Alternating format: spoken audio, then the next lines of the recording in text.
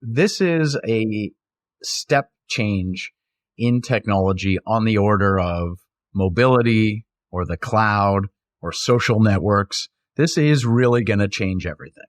Now, the hype cycle, like I said, it thinks things that are going to happen within the next 3 months. They're probably going to take a year to happen, but we cannot sleep on this trend. The providers that figure out how to run their business better with AI are going to take this game. As they say, AI is not coming for your job, but the person using AI is coming for your job. So I feel the same way about running a home care agency.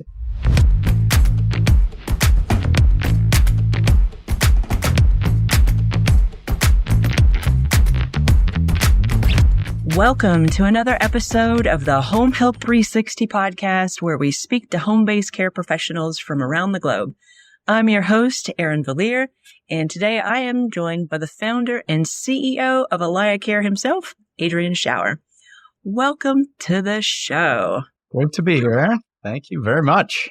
I know I'm super excited to be the one having this conversation with you this year because your predictions podcasts for the upcoming year have always been the most viewed and most downloaded episodes of our podcast. So I know that people really do appreciate what you have to say, and they're super excited to hear what you're thinking about in the new year. Great. One of my highlights of the year is sitting down and figuring out where I think the industry's going, where technology is going. And so I like to do the new predictions. I also enjoy looking back at last year's predictions and seeing just where I got it right and where I got it wrong. Ooh. Do you have any thoughts about that before we get into the next year? There's a general trend where I think I'm right, but often too early. And in the predictions game, being too early is pretty indistinguishable from being wrong. I always think things are going to move faster than they end up moving. Yep, fair enough. We overestimate what we can do in a year and underestimate what we can do in a decade, right? So I know I got to take a quick peek of your predictions for the new year. I know we're going to be talking about some AI, some streamlining of workflows, caregiver well-being, optimizing your workforce, combining technology with empathy and not losing that human touch, and getting prepared. So we've got a lot of stuff to cover. I'm just going to dive in with some really pointed questions if you're good with that. Perfect. Let's do it. In 2025, you have said that Agentic AI is going to revolutionize home care by proactively identifying and acting on care opportunities. Before I ask the question, I know that some of our listeners don't really know what Agentic AI is. Can you define that term for us? And then I'd love to know what you envision these advancements, how they're going to transform the caregiver and client relationship and overall care quality. Yeah, 100%.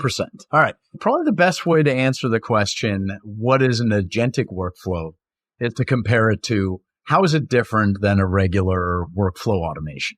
We're at this cusp of history where AI is absolutely changing the way work is done. And the key aspect of that is that the AI can now make decisions and communicate more like a human would.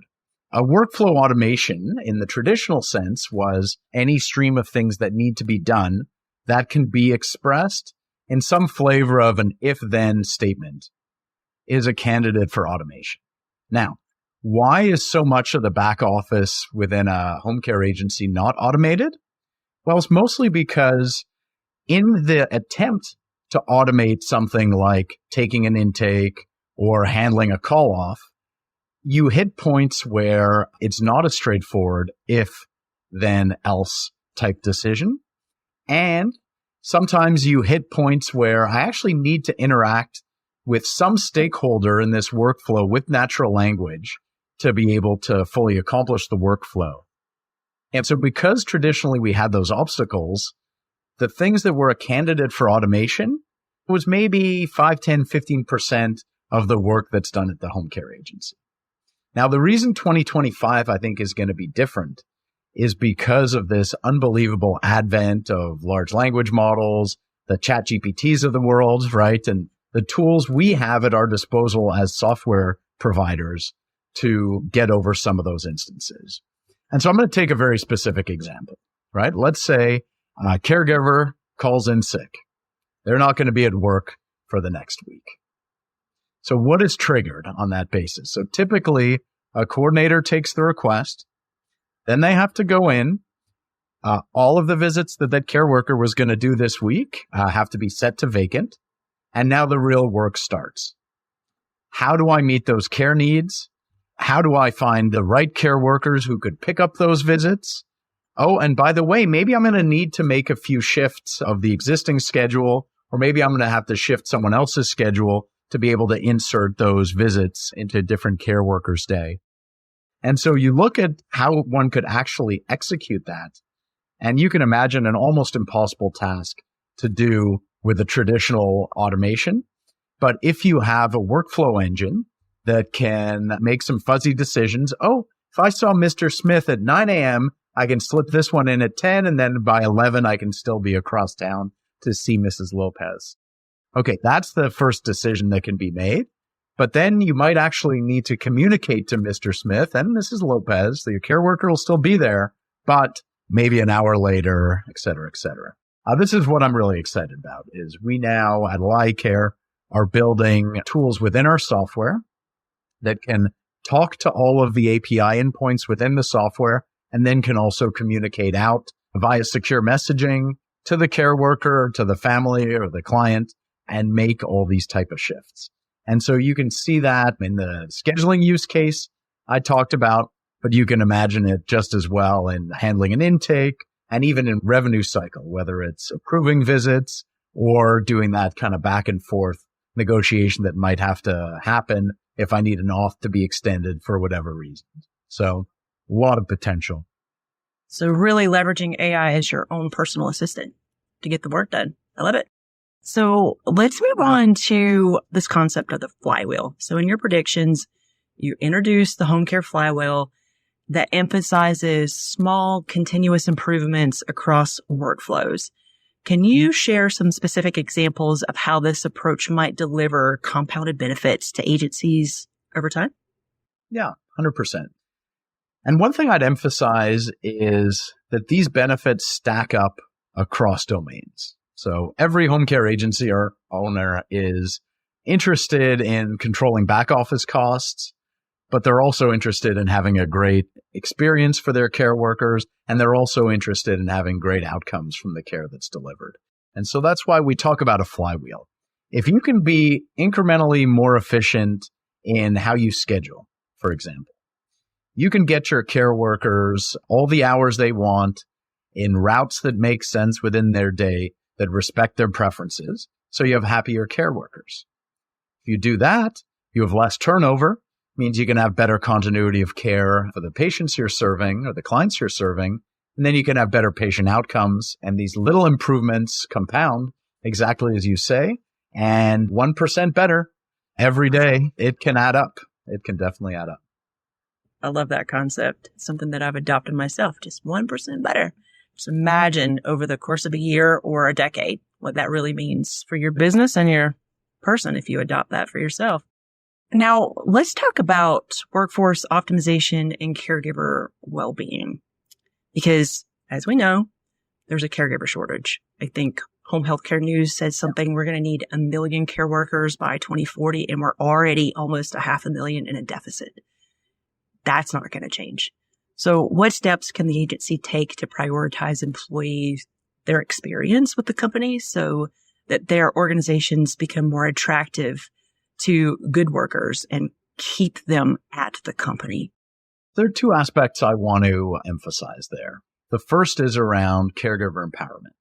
And I'll use a very specific example where Layla, that's AlayaCare's in-app chatbot, can make a massive difference. When you show up at a client's home, maybe it's a new client, maybe it's someone you haven't seen in a week, and it's a highly volatile situation with the health of this patient. To be fully empowered, I want to know, in a summary, everything that's changed with this patient since I was last there. I want to know what are the main risks for me to be aware of. And I want to be able to do that as I'm on the doorstep ringing the doorbell without having to read through a week of visit history and pull out the important facts. So this is the type of task that AI is extremely good at. And so I can just message Layla, ask her what's going on with this client, and get an immediate summary. and then follow up. Maybe there's a condition I'm not too familiar with and I need some advice on how to deal with it. So caregiver empowerment, that's number one. Number two, when we talk about making the back office more efficient, yeah, there can be some financial benefits to that, but there can also be real benefits in terms of how human an organization you can run and how value added the time of your support staff can be. Again, if I go back to my initial example, if I'm spending 4 hours trying to fill a week's schedule because somebody's called off, you know what I'm not doing as a supervisor or coordinator? I'm not checking in with my care worker who just finished a visit at a tough client. I'm not asking them how it went. I'm not offering emotional support. I'm not extending my brand out to the front line where the care is delivered. Between the operational efficiency of AI agents freeing up people to do the more human part of their work and the support that the AI itself can give the care workers at the point of care, I think we're in a great position to help caregiver well-being into 2025 and beyond. So what I'm hearing you say is you need to give your employees the tools to make their jobs a lot easier and help them be more effective. And that will make your organization a good place to work. Let's move on. We've got another topic here that we've talked a lot about, technology, AI, and I think some people are kind of cautious around that. It's like, we're going to give all the work to robots, and we work in an industry that is very human touch. You've got to have that human connection, right? So while technology like Layla offers this efficiency, how can agencies ensure that those innovations just complement rather than replace the human connection? I guess that's my question. So this is going back a couple of years, but people have been talking about, is AI going to come for your job? This has been in the mainstream for a little while now, and I don't remember the publication, but someone put out a list of the jobs in our economy that are at least risk of disruption from AI, and at the top of the list was home care worker. If this is a human profession that requires empathy, that the robots and the AIs are not coming for anytime soon. The only aspect they are coming for are the low value add parts of the process that your people don't want to be doing anyway. Okay. The more we can take away those repetitive low value tasks and free people up to either deliver care or enable the delivery of that care, the happier everyone is going to be in the ecosystem. Yeah. The stuff that makes their employees eye roll, right? I don't want to do this. I'd like to double click on this too, because I think if we're looking at the predictions of needing all these care workers and we're already at a deficit, AI is not going to replace people. It's going to enable us to provide more care with less bodies, right? We're going to automate those pieces that might take an extra full-time employee or 10 and allow the machine to do that so that the agency can be more efficient, provide more care to the people that need it without having to add 10 extra full-time employees, right? Is that what you're getting at? Right. And Aaron, how many home care nurses have approached you and said, you know what, I like taking care of patients, but what I really like is filling out paperwork? Oh my gosh. Adrian, I used to be in quality management and I love my nurses, but they do not love documentation. Physical therapists, they're great. They're like very objective. They'll check all the boxes. Nurses, they just love, they provide the care and they forget that the chart even exists. And that is the spec for a product. That's what an EHR should seek to be, is out of the way of the care and get everything documented with the least effort. Yeah. Because if it's not documented, it's not done. That's for my nurses out there. Let's talk about preparing for this transformation, right? So as agencies look to embrace all of these trends that you have shared with us today, what practical steps should they take to integrate Agentic AI, adopt incremental improvement strategies, and foster this workforce-centric culture? I'm on the same journey as the CEO of AlayaCare. I also look across the 60 employees or whatever we have here today, and I try and figure out how we can be better at what we do with the tools that are available today that weren't available a year ago or 5 years ago. I've got two pieces of advice. The first is about mindset, and the second is about having the infrastructure to realize the benefits. So on the topic of mindset, I have shifted from thinking about jobs to thinking about the workloads that need to be done in my business. Okay. And I look at something like a marketing function. Here we are, you and I, Aaron, we're doing some marketing for AlayaCare right now. And there are workloads within marketing that can be done by AI. When I create a piece of content and I need the 100-word version and I need the 500-word version and I need a picture to go with 1,000-word, that is something that can be augmented with a large language model. But when I look at who's going to creatively come up with the brand that's going to resonate with people and communicate accurately what it is we do, that's a human. So there are various workloads that make up the jobs that exist within marketing. And the more I start thinking about our business in terms of the workloads that need to get done, the more I'm able to not get too stuck in job definitions of the past and look to the future and say, these workloads, those are candidates for AI and automation. And therefore, here are the jobs that need to exist to realize the business value. And so I think that same mindset needs to creep into how we look at the operations of a home care provider. Okay, so that's number one. Number two is having the infrastructure in place to be able to realize these benefits. This might sound self-serving, but it's only self-serving because we've invested in the AlayaCare offering to be the baseline system of record on which you can implement systems of intelligence and systems of action to get maximum business value. And so I would say, first of all, you have to be on a modern cloud-based piece of software.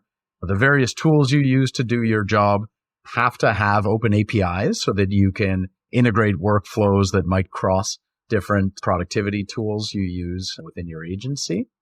And the third is we're in an era of an explosion of possibility and way more proofs of concept than realized business value in AI, right? You even look at the Fortune 500 companies, they all have a bunch of trials going and very few of them have totally transformed their businesses yet around these new tools. Pick your partners, be in a trial mindset, understand you're going to have to iterate a few times because large language models are good at certain things and on other things, they just hallucinate too much and they're just wrong. And you can only tolerate so much of that in different parts of your business. So find a partner, have modern tools, experiment, but then really try and get your transformation done in production. Gotcha. So for success, in case the listeners lost you there, what I heard you say is take a moment to figure out what really requires a human touch and what can be automated. Step one. Step two, if you're not on a technology, if you don't have technology, that's step one. Get technology in place, right? Step zero. But if you have a stack, it might be time to look at upgrading, leveraging some of these newer tools, and just enter into it with a mindset of experimentation because life is one big experiment. You got to apply that in your business, try something new. If it doesn't work, try something different and keep working with your partners so that you can get the outcomes that you want. That's what I heard you say. Well summarized. Yeah. Well, that's really all I had for you in terms of your predictions. I'm just wondering if you have any parting wisdom for the listeners before we send you off to your next meeting or to the plane. I hope everybody is as excited as I am about the potential here. This is a step change in technology on the order of mobility or the cloud or social networks. This is really going to change everything. Now, the hype cycle, like I said, it thinks things that are going to happen within the next 3 months. They're probably going to take a year to happen, but we cannot sleep on this trend. The providers that figure out how to run their business better with AI are going to take this game. As they say, AI is not coming for your job, but the person using AI is coming for your job. So I feel the same way about running a home care agency. Be an early adopter, in other words. You got it. All right. Thank you so much for hopping on the show today, Adrian. I've really enjoyed the conversation, and I'm sure that listeners have enjoyed the wisdom that you have imparted upon them. Thanks, Aaron. Good to be here. Home Health 360 is presented by AlayaCare and hosted by Aaron Villier. First, we want to thank our amazing guests and listeners. Second, new episodes air every month, so be sure to subscribe today so you don't miss an episode. And last but not least, if you like this episode and want to learn more about all things home-based care, you can explore all of our episodes at AlayaCare.com/homehealth360 or visit us on your favorite podcast platform.